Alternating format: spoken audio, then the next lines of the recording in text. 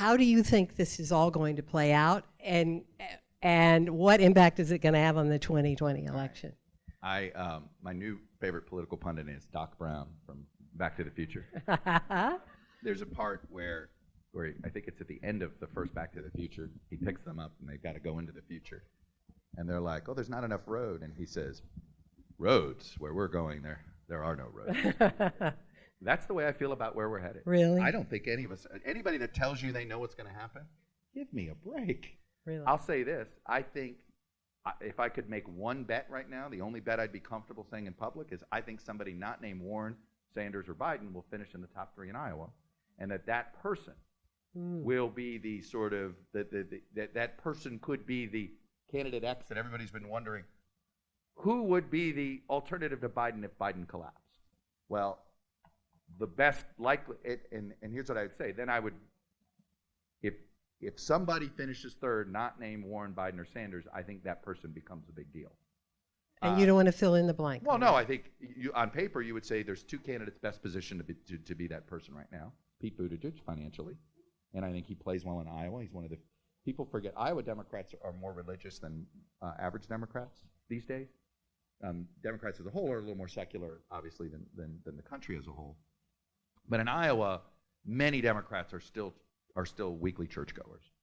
So is Pete. And Pete is comfortable talking about God in ways that you see the other candidates aren't. So I think Pete has a chance to really do better in Iowa because he's built for Iowa. I don't know how Pete gets past South Carolina, but that's another story. But to get out of Iowa, I think Booker has a chance to be that candidate out of Iowa too. He's got a very good campaign of that sort of and the person that is going to, that could be the wild card here, that if Bernie starts to recede, is Andrew Yang. Andrew Yang, wow. You heard it here, folks. No, I'm not saying Andrew Yang's to be a nominee or anything, but Yang, there's a part of the Bernie base and the Yang base that interacts. The people that haven't left Bernie for Warren haven't left Bernie for a reason. I'll let you guys decide what that reason is. They're more likely to go to Biden or Yang than they are to Warren. So you didn't. So okay. What I would say is, I think Yang is somebody that I would not be writing off as total gadfly. He may not be able to win a single primary. If you told me he finished third on caucus night, I wouldn't be floored.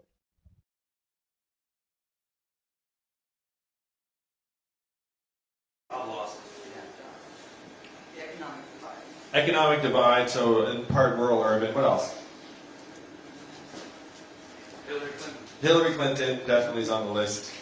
Emails, Russia, Facebook, fear, immigration, fear, racism, electoral college, FBI, lies, media, fake news, all kind of mixed together into one sort of brew. But I'm a numbers guy, and I looked in the numbers for an explanation, and I found one that I think you'll all find familiar. And you mentioned it with economy and jobs. We got rid of 4 million manufacturing jobs in the last number of years in this country. And where were those jobs primarily located? Michigan, Ohio, Pennsylvania, Wisconsin, Missouri, and 40,000 manufacturing jobs right here in Iowa. I have been to those towns, you have been to those towns, and after the manufacturing jobs dried up, the shopping district closed, people left, the school shrank, and that community has never recovered. I saw the same pattern play out in Missouri, Ohio, Michigan, Western Pennsylvania. This is why Donald Trump wins Iowa by 10 points, because people see that the economy is heading the wrong direction for many of us. And unfortunately, what happened to those manufacturing jobs is not stopping there. How many of you have noticed stores closing around where you live in this part of Iowa? And why are those stores closing? Maybe 10 years ago, you might have said Walmart. Walmart was like a tank that came to town and just started running over mom and pop retailers. But now, it's Amazon, like you just said. Amazon's more like a spaceship, hovering over everything, sucking up $20 billion in value every year. Just yesterday, I was at a mall whose flagship JCPenney store closed. And we know that these malls can go from cheery to eerie awfully quickly if you start losing some of the retail stores there. Most common job in the U.S. economy is retail clerk. The average retail clerk is a 39-year-old woman making between $8 and $12 an hour. So what is her next job going to be when the store or mall closes? And you joke McDonald's, right? But then you see the self-serve kiosks in the McDonald's too.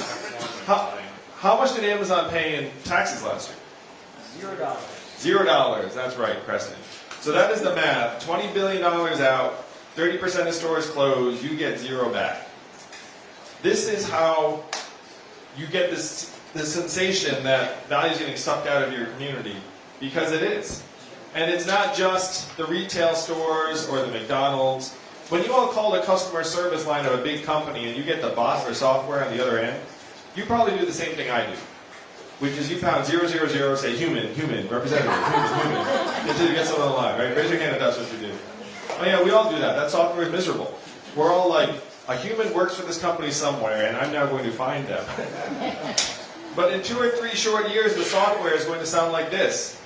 Hello, Andrew, how are you? What can I do for you? It'll be fast, seamless, efficient. You might not even know it's software that you're talking to. What will this mean for the 2.5 million Americans who work at call centers right now making $10 to $14 an hour?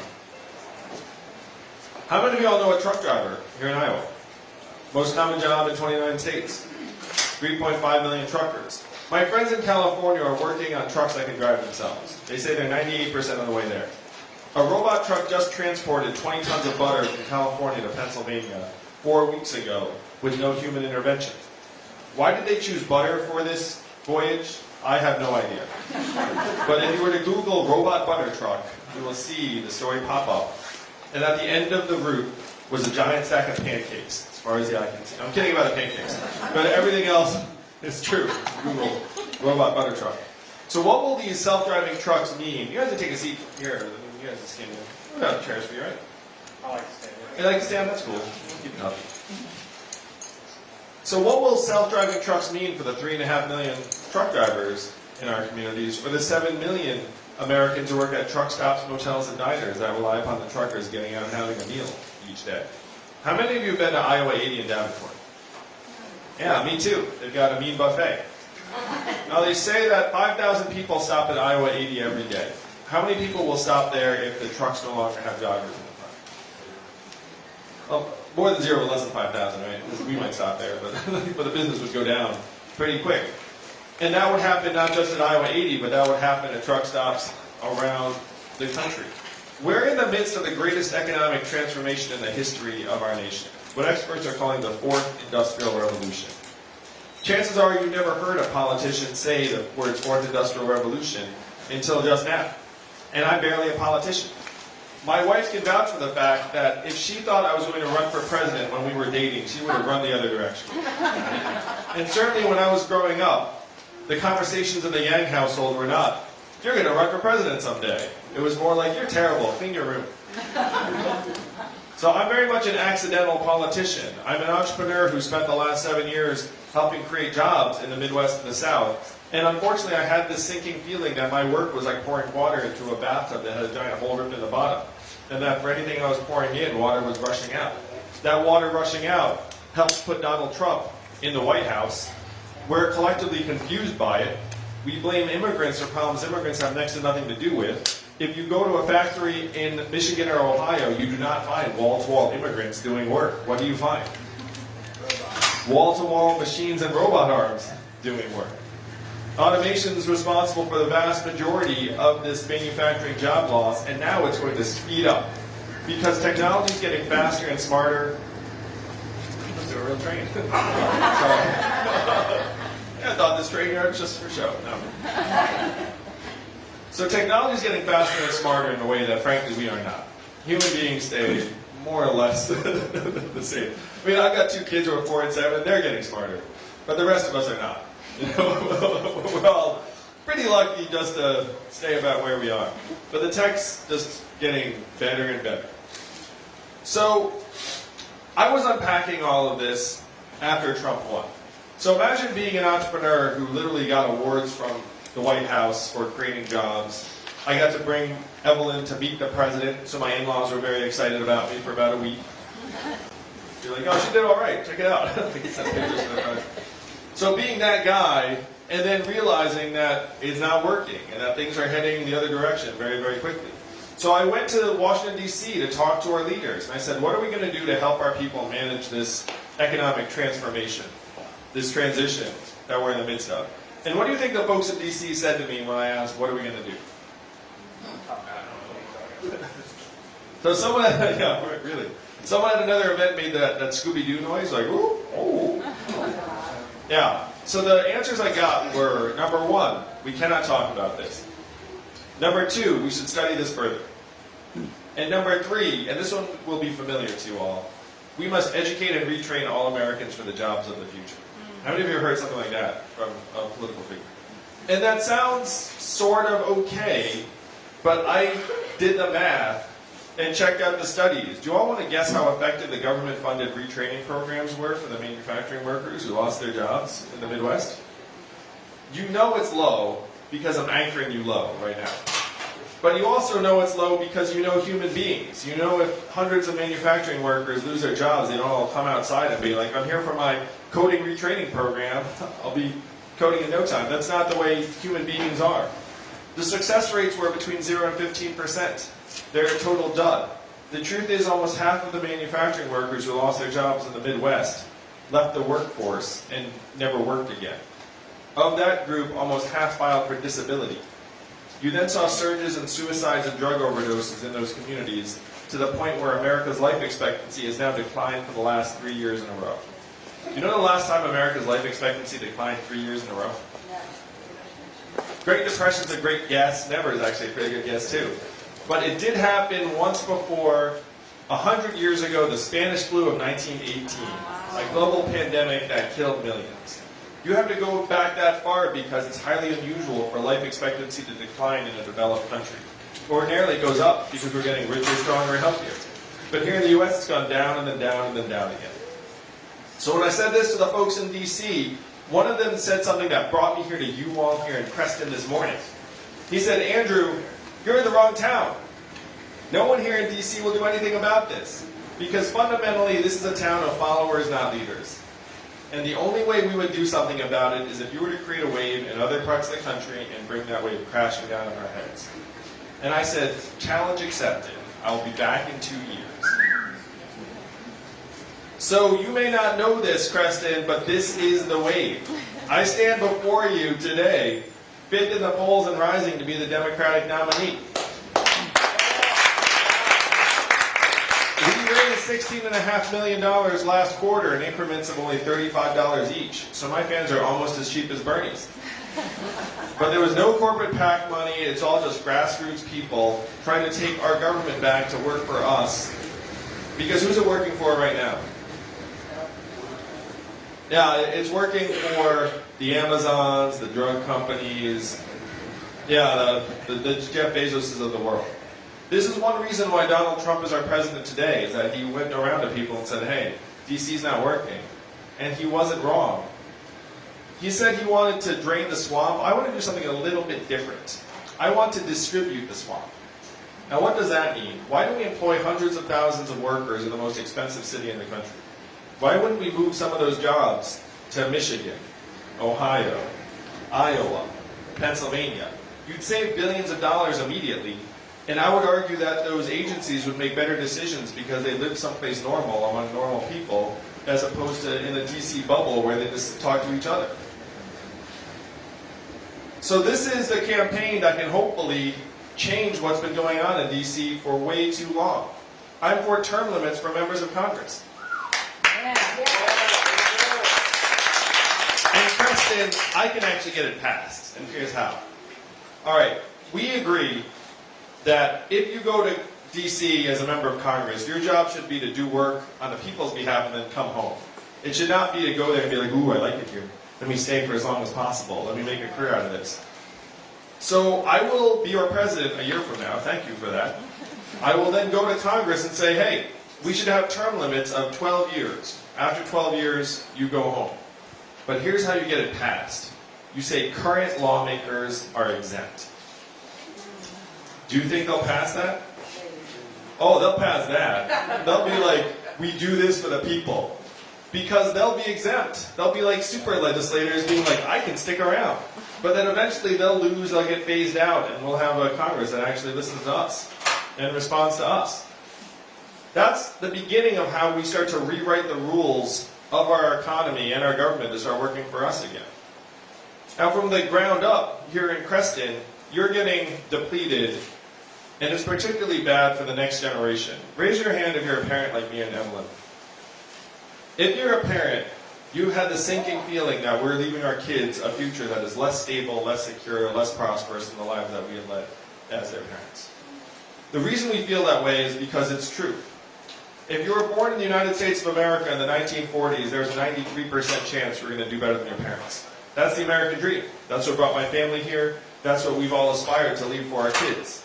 But if you were born in the 1990s in the United States of America, you're down to a 50-50 shot, and it is declining fast. That is why we feel the way we do. That is how Donald Trump wins Iowa by almost 10 points. Is that people look up and say, I'm not excited about my kid's future. And it's not just climate change, which we know is bearing down on us, but it's also the fact that they're going to be on very, very unsteady economic footing. We've made education 2.5 times more expensive. It has not gotten 2.5 times better. The jobs certainly don't pay 2.5 times more. So this is why it feels like our kids are saddled with an uphill battle. The way we start to rebuild this is by doing something that actually invests in our people directly. Now, if you're here today and you've seen the ads, then you know I believe we should give every American adult $1,000 a month starting at age 18. Now, raise your hand if that seemed too good to be true, a gimmick, will not happen, or is unrealistic. Raise your hand. Go ahead. How do you do it? How do you do it? All right, here we go. So first, it's not my idea and it's not a new idea. Thomas Paine was for this at the founding of the country. He called it the citizen's dividend for all Americans. Martin Luther King, whose birthday we celebrated last week, was fighting for this in the 60s, a guaranteed minimum income for all Americans. It is what he was fighting for when he was killed in 1968. And I know this because I sat down with Martin Luther King's son in Atlanta, who said this is what his father was fighting for. And I want to say on a personal note, it was very, very compelling to hear someone call Martin Luther King Dad. Because I was like, you just called him Dad. I was like, well, you are Martin Luther King III, I guess. That's what you call it. But this was mainstream political wisdom in the 60s. 1,000 economists, including Milton Friedman, one of the godfathers of modern economic thought, endorsed this plan. So mainstream, it passed the U.S. House of Representatives twice in 1971 under Richard Nixon. The Family Assistance Plan would have guaranteed an income floor for all American families. And then 11 years later, one state passed a dividend where now everyone in that state gets between $1,000 and $2,000 a year, no questions asked. And what state is that? Alaska. And how does Alaska pay for it? Oil. And what is the oil of the 21st century? Data. Data, technology, AI, self-driving cars and trucks. A study just came out that said that our data is now worth more than oil. How many of you saw that study? How many of you got your data check in the mail last month? So if your data is now worth billions of dollars a year and you are not seeing a dime of it, where's all that money going? Amazon, Facebook, Google, Apple, and the trillion-dollar tech companies that are paying next to nothing back into our country. And I'm going to ask you all, whose fault is it that Amazon is paying zero in taxes? Is that their fault? Ours. That's right. Their job is to pay as little in taxes as possible, and it is our job to make sure they can't do it. Am I right, Creston? Our government has to be pretty asleep at the switch to look up and say, Amazon, sure, zero taxes, less than everyone here in this room. That makes no sense on the face of it. And this is what you all must change. If you reach up and say, we, the people of this country, you, here in Creston, should get our tiny, tiny fair share of every Amazon sale, every Google search, every Facebook ad, every robot truck mile, every data sale. We can put $1,000 a month into people's hands just like that. Particularly because when this money is in your hands, where will it actually go? how would it be spent? How much of it would stay right here in Iowa? Most of it. Not all of it. You might get your own Netflix password. But most of it would go to car repairs you're putting off, and daycare expenses, and Little League signups, and local nonprofits, and religious organizations, and maybe even Democratic Party dues. This is the trickle-up economy from our people, our families, and our communities up. This would re-energize rural areas in particular that are getting sucked dry. And this would give our kids secure footing to move forward. This would give us the ability to look our children in the eyes and say, your country loves you, your country values you, your country will invest in you. Imagine that transformation for a high school senior, knowing that they're going to start getting $1,000 a month when they hit adulthood. We give them a financial literacy class the first semester of senior year so they kind of know what they're getting into.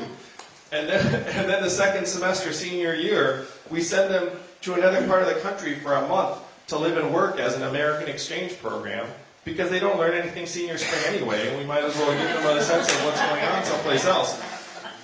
So this is a way we can actually energize the idea of citizenship to work for our kids. Make it so that they're actually excited about the future.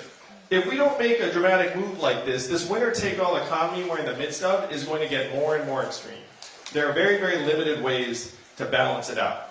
And there are two aspects of it. And I got to say, most politicians really only talk about the first aspect. The first aspect is getting the Amazons of the world to pay their fair share. But then the second aspect is what do you do with all that value? And I'm saying that value should go directly into your hands, your kids' hands, your family's hands. There is nothing our government can do that will improve your lives more than giving this money to you. You know best how to solve your problems. You know best what your community needs. You do not need someone from DC in particular somehow telling you that this is the way the money should be spent where you live.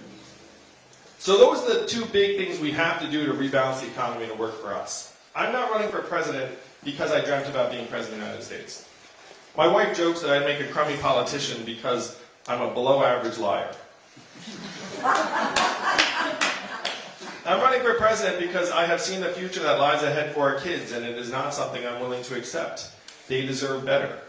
We have to give them better. But I can't do that. Only you can do that here in Iowa by caucusing for a real future for our kids on February 3rd. So this is the vision that took someone, frankly, completely unknown to the American public a year ago. I've already outperformed and outlasted what, half a dozen or more senators, governors, members of Congress, because I'm talking about the real problems on the ground that we can see around us that got Trump elected, and I'm proposing real solutions that would actually help give our communities a way forward. Right now, you're getting messages all the time about how great things are. Anytime you turn on TV, right? It's like record profits, stock market prices, GDP, all at record highs. And you know somehow that that's out of line with your own experience. You're like, things do not seem great. Unemployment real low. Yes, and they also say record low unemployment. With the message being like, well, if you're struggling, it must be you. But Creston, as usual, you have it right. And the numbers are completely off. Record high corporate profits and GDP in this country, yes. But you know what else are record highs in the United States of America right now? Suicides, depression, drug overdoses, mental illness, financial insecurity, student loan indebtedness. Very You know what? limited resources too for mentally ill and Yeah, doctors are limited to it. Very limited. yeah, you have primary care deserts here in Iowa and around the country. I never traveled so far for a doctor. Never traveled. You know what are record lows in the United States of America right now? Starting a business for a young person, getting married, having kids. Things that you associate with a thriving society are all at record lows. But again, corporate profits are up. Yeah. If corporate profits are going up and your life expectancy is going down, which do you value? Which do you follow? You know which one DC follows. DC can't even see people in life expectancy anymore. DC is just like, ooh, money. It's like, oh, I'll just follow that. Washington, DC today is the richest city in our country. Think about that for a sec. What do they produce? Taxes. None of us knows. But business is awfully good. So this is one reason why someone like Donald Trump is such a compelling figure to so many Americans, is because a lot of these things he's pointing out are true, and we know it. That's why we need to have someone in D.C. that does not owe the corporations a dime and will actually work to balance out the resources so they come back to you here in Iowa. Instead of measuring our economy by economic, by this capital efficiency numbers, the stock market prices, we should be measuring them by how you are doing. How about health and life expectancy? Proportion of Americans who can retire in quality circumstances. Income and affordability. Mental health and freedom from substance abuse. Clean air and clean water. Childhood success rates. These are the real measurements of our country's progress, and as your president, I will modernize our economic measurements to these new measurements, and then I'll present them to you every year at the State of the Union so you can know how we're doing. I'll be the first president to use a PowerPoint deck at the State of the Union. But you can't solve a problem if you don't know what the problem is. If you looked at the real measurements, you would see we're in a mental health crisis, we're in a wellness depression, we're certainly in a civic engagement depression. I know how bad the numbers are in terms of pointing out what we do because of my own family. My wife, Evelyn, is at home with our 2 boys most every day, one of whom is autistic. How much is her work valued at in our current economic measurements? 0. Evelyn gets a 0. Stay-at-home parents around the country, 0. How about caregivers taking care of ailing loved ones? 0. That's a 0 too. How about volunteers and activists trying to make the community better? 0. Coaches and mentors looking out for kids? 0. 95% of artists, unfortunately. That's true. Sorry, artists, but I mean, it's a really tough run. That's why it scares the parents when you're like, I want to be an artist. The parents are like, I love you, I must support you, but this makes it very difficult. One thing you don't think about, but it's really, really profound, local journalism. We have put almost 2,000 local newspapers out of business over the last number of years because all of their ads floated up to the internet. And that's not enough to run a paper, so almost 2,000 papers have folded. There are 200 counties in the United States that do not have any local news. You know what doesn't work very well if you don't have local news? Democracy. Because how can you vote on what's going on in your town if no one's even covering what's going on in your town? These are the things that we claim to value most in our lives, our families, our communities, our democracy, and they're getting zeroed out one by one by one. And why are they getting zeroed out? It's because we've been collectively confused to think that economic value and human value are the same things. And that's what we have to dispel for our entire country on February 3rd. We have to let the rest of the country know that we each have intrinsic value as Americans, as citizens, and as shareholders of the richest country in the history of the world. That's the mission. In this month, we're going to rewrite this mess that we've left that's been building up over years and decades. Democrats, to me, are making a mistake when we treat Donald Trump like the cause of all of our problems. He's not. He's the symptom of problems that have been building for years, and it's up to you to cure the disease. We have to actually let our fellow Americans know that we get it. I talk to Evelyn sometimes about when I first was talking about running for president, and I said, hey, we should run on the freedom dividend, just start distributing the gains in the economy very quickly and broadly to people. And then Evelyn said, it's like, oh, that's such a common sense idea. As soon as you run on it, everyone else is going to pick it up because it just makes so much sense. And I was like, I hope you're right. I hope you're right that eradicating poverty really is going to be this straightforward. And I said, I'm not sure. We'll see how this goes. And what's fun is, as this campaign has gone on, you've seen many of the ideas that we're championing here in this campaign just gain more and more in prominence with each debate, each other candidate picking it up and running with it. But the fundamental message is that we have to disentangle economic value and human value. Because if you insist that the market is all-knowing, all-powerful, then you wind up with our leaders saying things like we should turn thousands of coal miners into coders, even though that makes no sense. So why do you think that someone would even try. The reason why someone would try is if they think that the market tells us how much we're worth, and so if the market now says you're valueless, you have no value, and so we're going to pretend we can turn you into this other thing that has value. That's what we have to stop. We have to say to our fellow Americans, it's not that we all work for the economy has to work for us. It's not that we all work for the machines have to work for us. And the truth is, this is going to become more important than ever because the machines are about to speed up in unprecedented ways. I'm friends with some of the people who are creating artificial intelligence, and they tell me that if Americans knew what was coming down the pike, they would be very, very concerned. You know what they never say to me? I'm in the lab with artificial intelligence, and everything's going to be fine. That's not actually the way they finish that thought. I spoke to a group of 70 CEOs in New York City, and I asked them, how many of you are looking at replacing back office clerical workers with artificial intelligence and software? Guess how many hands went up out of 70? All of them. The truth is, you could fire any CEO who didn't have his hand up. It was generally guys. If I say his, I mean, it was like 67 guys and 3 women. That's the system we have built, Creston. We have built a system where that CEO has to replace those workers in order to keep their job. We have to realign the incentives of our system so they line up with us, because the corporate profits and our lives now have less and less relationship, and we have to stop pretending that they're the same thing. Donald Trump's our president today because he had a very, very simple message for our country. He said he was going to make America great again. What did Hillary Clinton say in response? America's already great. America's already great. Remember that? It's been a long 3 years, I know, Creston. But it's now coming to an end.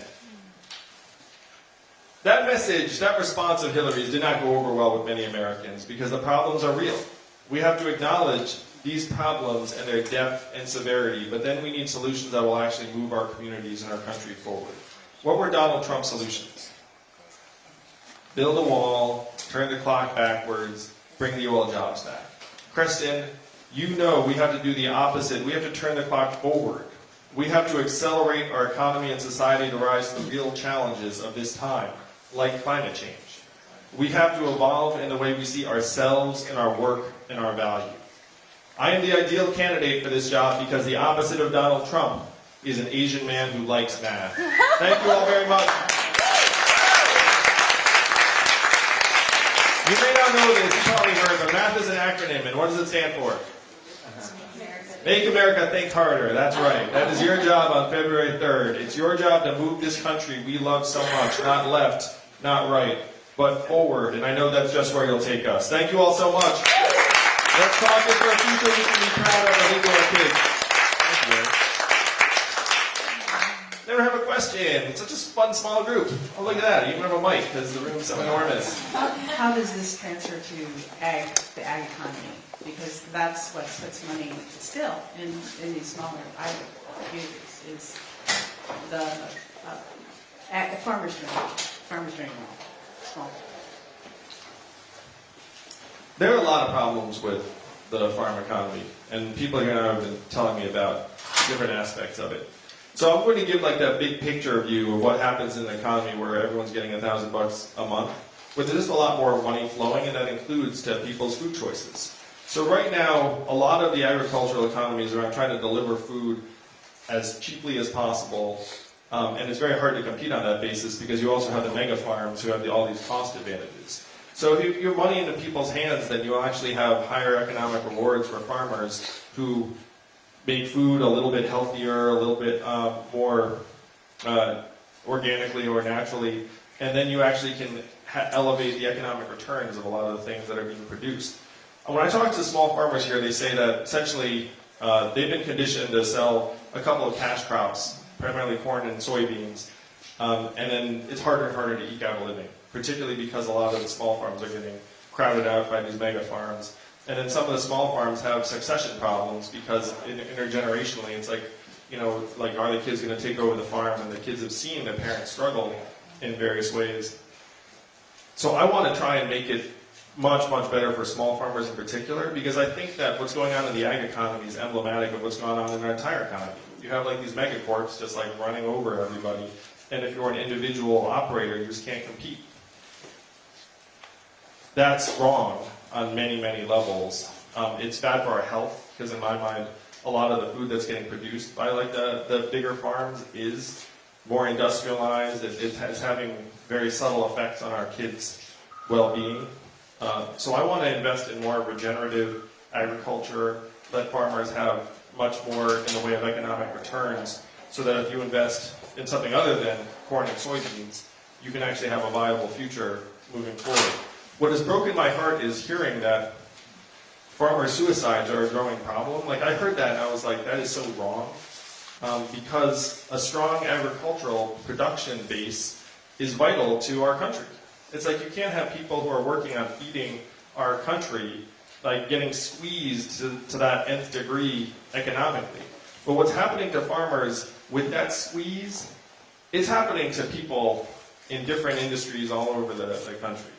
Like, that's what I want to roll back. I want to try and humanize the economy, and that would mean rewarding farmers who are trying to do the right thing.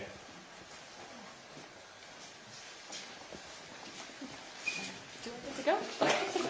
Hi, thank you. I'm fortunate enough to, I'm an educator, and I get to work with a lot of veterans that return to school, and a great many of them struggle with health care. So I wanted to see what your thoughts are on improving that.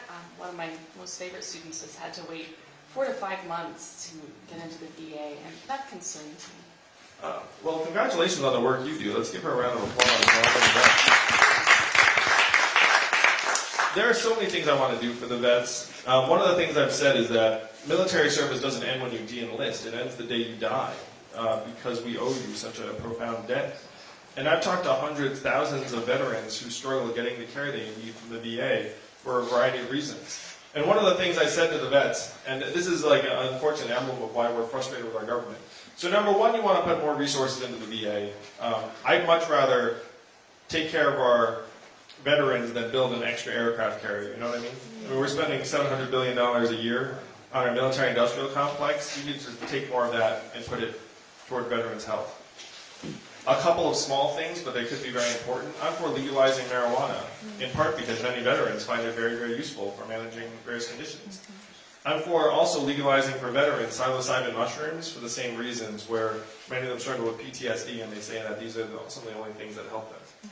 But for the VA, there needs to be some accountability. So one of the things I've said is that if the VA can't get you proper treatment within a reasonable time frame, then the VA has to pay for you to get treatment someplace else, and then we actually dock some of that from the VA's budget ongoing and penalize the administrators. Because ordinarily, if you're a company and you can't deliver services to your customers, you pay a price. One of the problems with our government is that if they drop the ball, nothing really happens.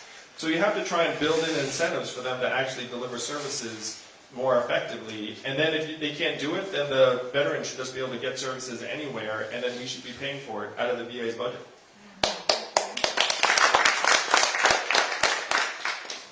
Yes, miss, I'll just give you the mic. Look at that, Ethan. Let's assume you're elected. Yeah. Okay? And let's assume Donald Trump is resistant of leaving the White House. Oh my gosh. What will you do? Have you been watching Bill Maher? That's not what happened. Yes, but I think it's not all that far-fetched. All right, so let me walk you through some of the steps to get there. This is very exciting.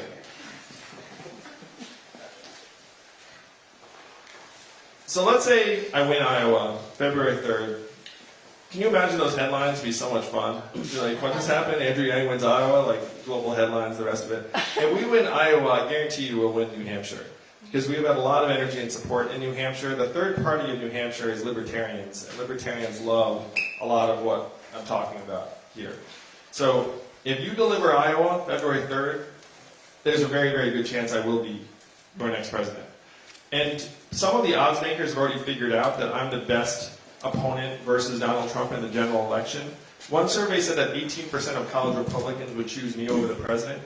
Another survey said that 10% of Trump voters in New Hampshire would choose me over the president. And you know who's figured this out?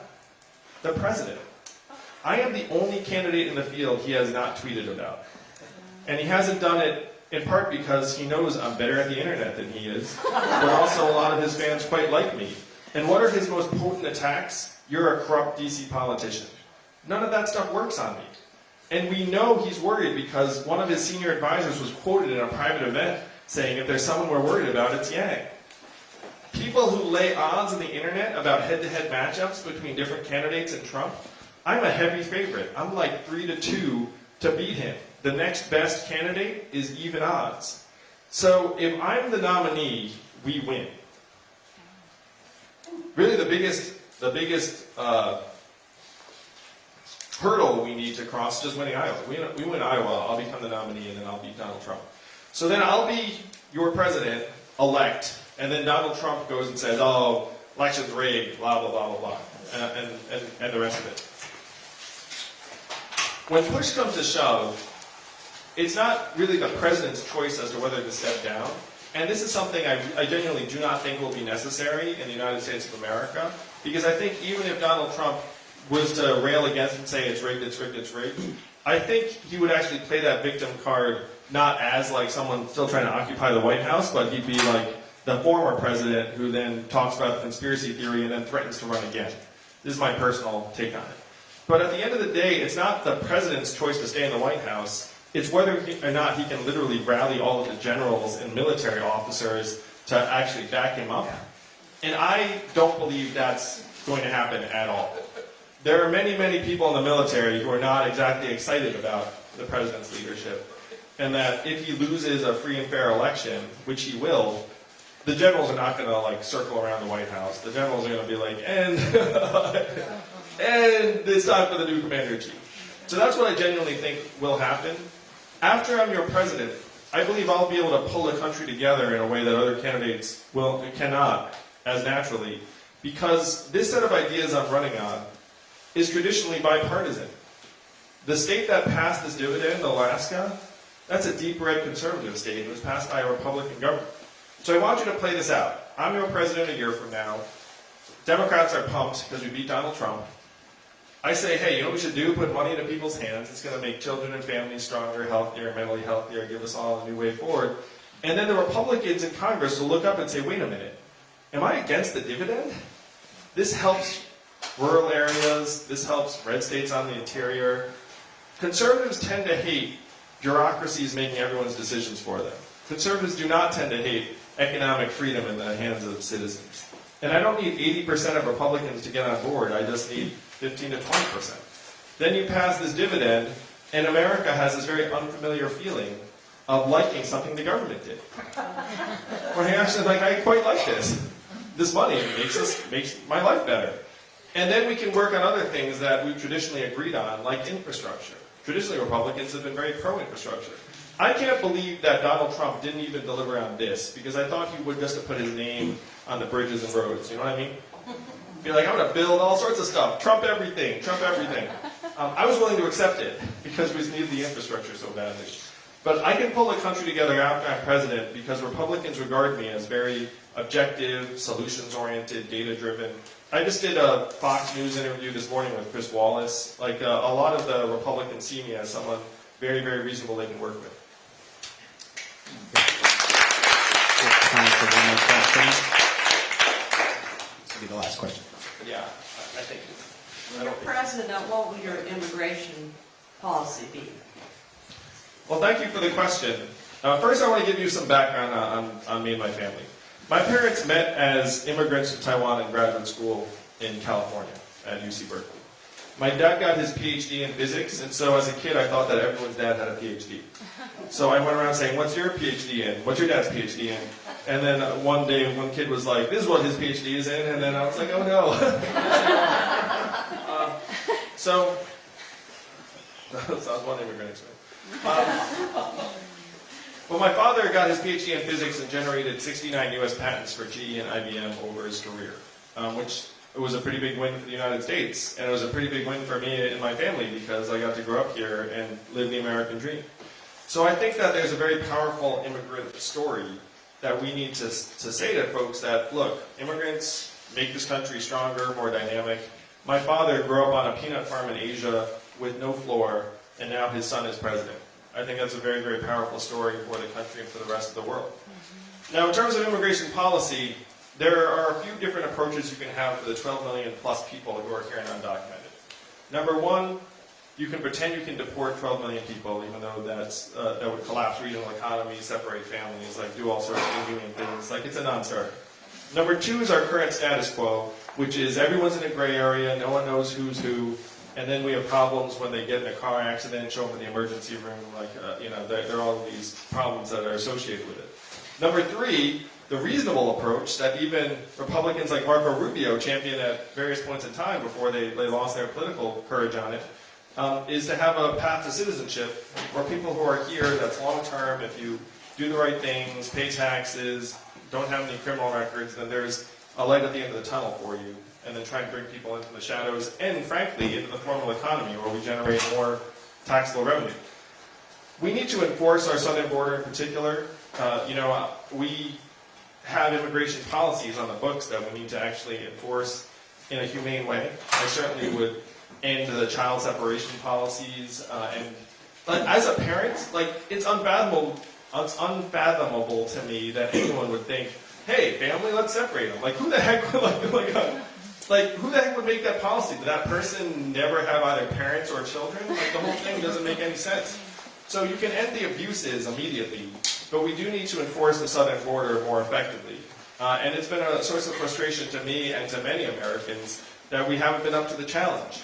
Our country's gotten very bad at building things. And building things at the southern border means building facilities and places where you can put families that are acceptable, that are not jail cells and that don't have inhumane conditions attached to them. Let's give it up for the next President of the United States, Andrew Yang. Thank you, Creston. Thank you. Let's make history together. We need you to call us to this campaign on February 3rd. Let's fight for a future we're actually excited about for our children. Thank you so much.